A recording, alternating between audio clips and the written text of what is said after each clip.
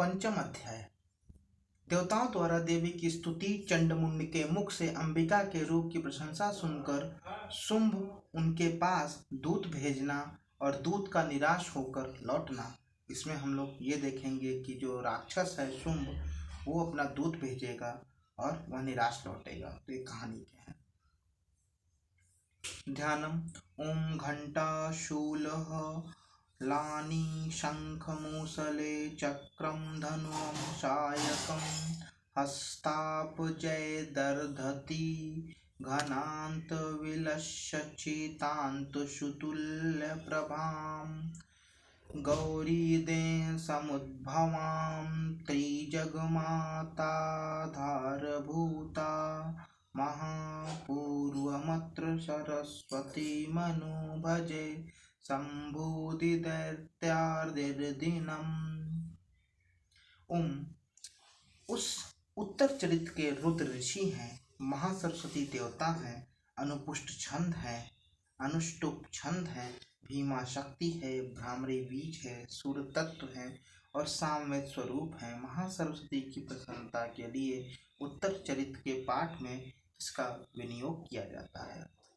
जो अपने कर कमलों में घंटा, शूल, हल, शंख, मूषल, चक्र, धनुष और बाण धारण करती हैं, शरत ऋतु के शोभा संपन्न चंद्रमा के समान जिनकी मनोहर कांति है और जो तीनों लोकों में आधारभूत और शंभु आदि दैत्यों का नाश करने वाली हैं, तथा गौरी के शरीर से जिनका प्राकट्य हुआ, उन महासरस्वती देवी का मैं निरंतर भजन करता हूँ। ऋषि कहते हैं, पूर्व काल में शंभु और निशंभु, शुंभ और निशुंभ नाम के दो दैत्य अपने बल के घमंड में आकर सचिपति इंद्र के हाथों से तीनों लोकों का राज्य और यज्ञ भाग छीन लिए थे। वे ही दोनों सूर्य, चंद्रमा, कुबेर, यम, वरुण के अधिकार का भी उपयोग करने लगे। वायु और अग्नि का कार्य भी वे ही करने लगे। उन दोनों ने सब देवताओं को अपमानित, राज्यभ्रष्ट, पराजित तथा अधिकारहीन करके स्वर्ग से निकाल दिया। उन दोनों महान असुरों से तिरस्कृत देवताओं ने अपराजिता देवी का स्मरण किया, ऐसी देवी जो कभी न हारी थी, और सोचा जगदम्बा ने हम लोगों को वर दिया था कि आपत्ति काल में स्मरण करने पर वे हमारे आपत्तियों का तत्काल नाश करेंगी। यह विचार कर देवता गिरिराज हिमालय पर गए और माँ भगवती विष्णु माया की स्तुति करने लगे। देवता बोले, देवी को नमस्कार है, महादेवी शिवा को सर्वदा नमस्कार है, प्रकृति एवं भद्रा को प्रणाम है। हम लोग नियम पूर्वक जगदम्बा को नमस्कार करते हैं, रौद्रा को नमस्कार करते हैं, नित्य गौरी एवं धात्री को बारंबार नमस्कार करते हैं, ज्योत्स्नामयी चंद्र रूपिणी तथा सुख स्वरूपा देवी को सतत प्रणाम करते हैं। शरणंगतों का कल्याण करने वाली वृद्धि एवं सिद्ध रूपा देवी को हम बारंबार नमस्कार करते हैं। नेत्रिवृत्ति राक्षस राजाओं की लक्ष्मी तथा सर्वाणी स्वरूपा आप जगदम्बा को बार बार नमस्कार है। दुर्गा, दुर्गपारा, सारा, सर्वकारिणी ख्याति कृष्णा, धूम्रा देवी को नमस्कार है। अत्यंत सौम्य तथा अत्यंत रौद्र रूपा देवी को हम नमस्कार करते हैं, उन्हें हमारा बारंबार प्रणाम है। जगत की आधारभूत कृति देवी को बारंबार नमस्कार है। जो देवी सब प्राणियों में विष्णु माया के नाम से कही जाती है, उनको नमस्कार है।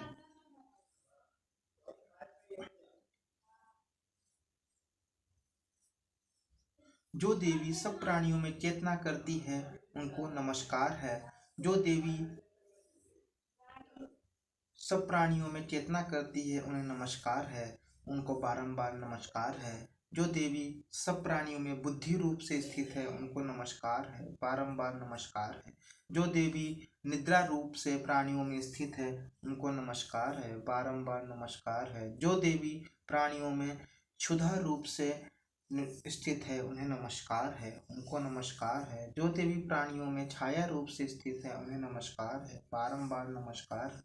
जो देवी सब प्राणियों में शक्ति रूप से स्थित है, उनको नमस्कार है, बारंबार नमस्कार है। जो देवी सब प्राणियों में तृष्णा रूप से स्थित है, उनको नमस्कार है, बारंबार नमस्कार है। जो देवी प्राणियों में क्षमा रूप से स्थित है, उन्हें नमस्कार है, बारंबार नमस्कार है। जो देवी प्राणियों में जाति रूप से स्थित है, उन्हें नमस्कार है, बारंबार नमस्कार है। जो देवी प्राणियों में लज्जा रूप से स्थित है उन्हें नमस्कार है, बारंबार नमस्कार है। जो देवी प्राणियों में शांति रूप से स्थित है उन्हें नमस्कार है, बारंबार नमस्कार है। जो देवी उन सभी उनको नमस्कार है, उनको बारंबार नमस्कार है। जो देवी श्रद्धा रूप से स्थित है उन्हें नमस्कार है। जो देवी सब प्राणियों में कांति रूप से स्थित है उन्हें नमस्कार है, बारंबार नमस्कार है। जो देवी प्राणियों में लक्ष्मी रूप से स्थित है उन्हें नमस्कार है, बारंबार नमस्कार है। जो देवी प्राणियों में वृत्ति रूप से स्थित है उन्हें नमस्कार है, बारंबार नमस्कार है। जो देवी प्राणियों में स्मृति रूप से स्थित है उन्हें नमस्कार है, बारंबार नमस्कार है। जो देवी प्राणियों में दया रूप से स्थित है उन्हें नमस्कार है, बारंबार नमस्कार है। जो देवी प्राणियों में तुष्टि रूप से स्थित है उन्हें नमस्कार है, बारंबार नमस्कार। जो देवी प्राणियों में माता रूप से स्थित है उन्हें नमस्कार है, बारंबार नमस्कार है। जो देवी प्राणियों में भ्रांति रूप से स्थित है उन्हें नमस्कार है, बारंबार नमस्कार है। जो जीवों के इंद्रिय वर्ग की अष्टधात्री देवी एवं प्राणियों में सदा व्याप्त रहती हैं उन व्याप्ति देवी को बारंबार नमस्कार है। जो देवी चैतन्य रूप से इस संपूर्ण जगत को व्याप्त करके स्थित रखती है उन्हें नमस्कार है, उनको बारंबार नमस्कार है। पूर्व काल में अपने अभिष्ट की प्राप्ति होने से देवताओं ने जिनकी स्तुति की तथा देवराज इंद्र ने बहुत दिनों तक जिनका सेवन किया, वह कल्याण की साधन भूता ईश्वरी हमारा कल्याण और मंगल करें और सारी आपत्तियों का नाश कर डालें। उदंड दैत्यों से सताए हुए हम सभी देवता को जिन परमेश्वरी को इस समय नमस्कार करते हैं तथा जो भक्ति से विनम्र पुरुषों द्वारा स्मरण की जाने पर तत्काल ही संपूर्ण विपत्तियों का नाश कर देती हैं, वे जगदम्बा हमारा संकट दूर करें। ऋषि कहते हैं, राजन, सब प्रकार के देवता स्तुति कर रहे थे।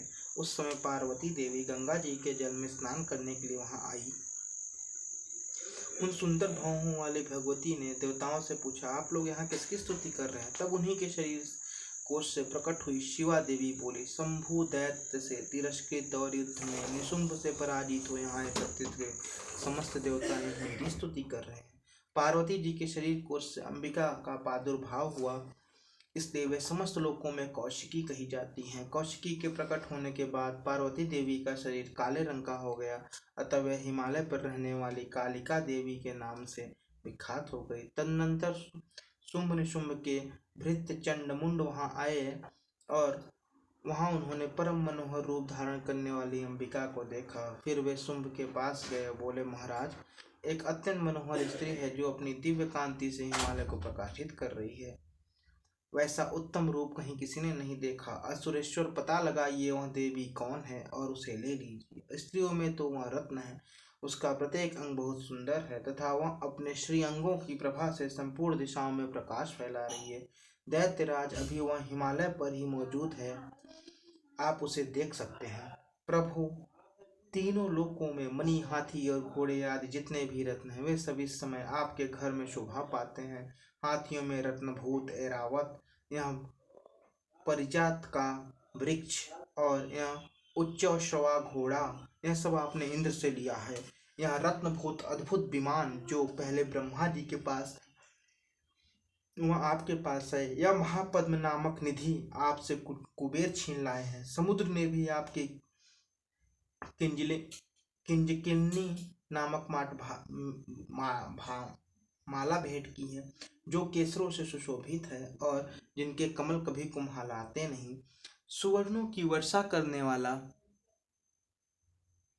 वरुण का छत्र भी आपके घर में शोभा पाता है। यह श्रेष्ठ रथ जो पहले प्रजापति के अधिकार में था वह आपके पास है। दैतेश्वर, मृत्यु की उत्क्रांतिता नाम वाली शक्ति भी आपने छीन ली है तथा वरुण का पाश और समुद्र में होने वाले सब प्रकार के रत्न आपके भाई निशुंभ के अधिकार में है। अग्नि भी स्वतः शुद्ध किए हुए 2 वस्त्र आपकी सेवा में अर्पित किए हैं। दैत्यराज, इस प्रकार सभी रत्न आपने एकत्र किए हैं। फिर जो स्त्रियों में रत्न रूप कल्याणमयी देवी हैं, आप उसे क्यों नहीं अधिकार में कर लेते? ऋषि कहते हैं, चंडमुंड का वचन सुनकर शुंभ ने महादैत्य सुग्रीव को दूत बनाकर देवी के पास भेजा और कहा, तुम मेरी आज्ञा से उसके सामने ये बातें कहना और ऐसा उपाय करना जिससे वह प्रसन्न होकर शीघ्र चली जाए। वह दूत पर्वत के अत्यंत रमणीय प्रदेश में जहाँ देवी मौजूद थी गया और मधुर वाणी में कोमल वचन बोला। दूत बोला, देवी, दैत्यराज शुंभ इस समय तीनों लोकों के स्वामी हैं। मैं उन्हीं का भेजा हुआ दूत हूँ और यहाँ तुम्हारे ही पास आया हूँ। उनकी आज्ञा सदा सब देवता एक स्वर से मानते हैं, उनका कोई उल्लंघन नहीं करता। वे संपूर्ण देवताओं को परास्त कर चुके हैं, त्रिलोकी विजेता हैं। उन्होंने तुम्हारे लिए संदेश भेजा है, उसे सुनो। संपूर्ण त्रिलोकी मेरे अधिकार में है, देवता भी मेरी आज्ञा के अधीन चलते हैं। संपूर्ण यज्ञों के भागों को मैं ही पृथक पृथक भोगता हूँ। तीनों लोकों में जितने श्रेष्ठ रथ हैं वे सभी मेरे अधिकार में हैं। देवराज इंद्र का वाहन जो हाथियों में रत्न के समान है वह मैंने छीन लिया है। क्षीर सागर मंथन करने से जो अश्वरत्न उच्च श्रवा प्रकट हुआ वह देवताओं ने मेरे पैरों पर पड़कर समर्पित कर दिया है। सुंदरी, उनके सिवा और भी जितने रत्न भूत पदार्थ देवताओं गंधर्वों नागों के पास थे वह सब मेरे पास हैं। देवी, हम लोग तुम्हें संसार की स्त्रियों में रत्न मानते हैं, अतः तुम हमारे पास आ जाओ, क्योंकि रत्नों का उपभोग करने वाले हम हैं। चंचल कटाक्षों वाली सुंदरी, तुम मेरी या मेरे भाई महापराक्रमी निशुंभ की सेवा में आ जाओ, क्योंकि तुम रत्न स्वरूपा हो। यह वर्ण करने से तुम्हें तुलना रहित महान ईश्वर की प्राप्त होगी। अपनी बुद्धि से विचार कर तुम मेरी पत्नी बन जाओ। ऋषि कहते हैं, दूत के योग कहने पर कल्याणमयी भगवती दुर्गा देवी जो इस जगत को धारण करती हैं, मन ही मन गंभीर भाव से मुस्कुराई और बोली, दूत, तुमने सत्य कहा है, इसमें तनिक भी मिथ्या नहीं है। शुंभ तीनों लोकों का स्वामी है, निशुंभ भी उसी के समान पराक्रमी है, किंतु इस विषय में मैंने जो प्रतिज्ञा कर ली है उसे मिथ्या कैसे कर दूं? मैंने अपनी अल्प बुद्धि के कारण पहले से जो प्रतिज्ञा कर रखी है उसे सुनो। जो मुझे संग्राम में जीत लेगा, जो मेरे अभिमान को चूर कर देगा और तथा संसार में जो मेरे समान बलवान होगा वही मेरा स्वामी होगा। इसलिए शुंभ अथवा महादैत्य निशुंभ स्वयं ही यहाँ पधारे और मुझे जीतकर शीघ्र ही मेरा परिग्रहण करें। इसमें विलंब की क्या आवश्यकता है? देवी, दूत बोला, देवी तुम घमंड भरी हो, मेरे सामने ऐसी बातें न करो। तीनों लोकों में कौन ऐसा पुरुष है जो शुंभ निशुंभ के सामने खड़ा हो? देवी, अन्य दैत्यों के सामने भी सारे देवता युद्ध में नहीं ठहर सकते, फिर तुम अकेली स्त्री होकर कैसे ठहर सकती हो?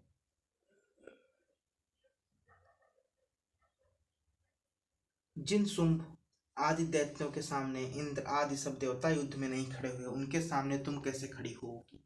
इसलिए तुम मेरे ही कहने पर शुंभ निशुंभ के पास चलो। ऐसा करने पर तुम्हारे गौरव की रक्षा होगी। अन्यथा जब वे केश पकड़कर घसीटेंगे तब तुम्हारी प्रतिष्ठा खो जाएगी, तब तुम्हें भी प्रतिष्ठा खोकर भी उनके पास जाना पड़ेगा।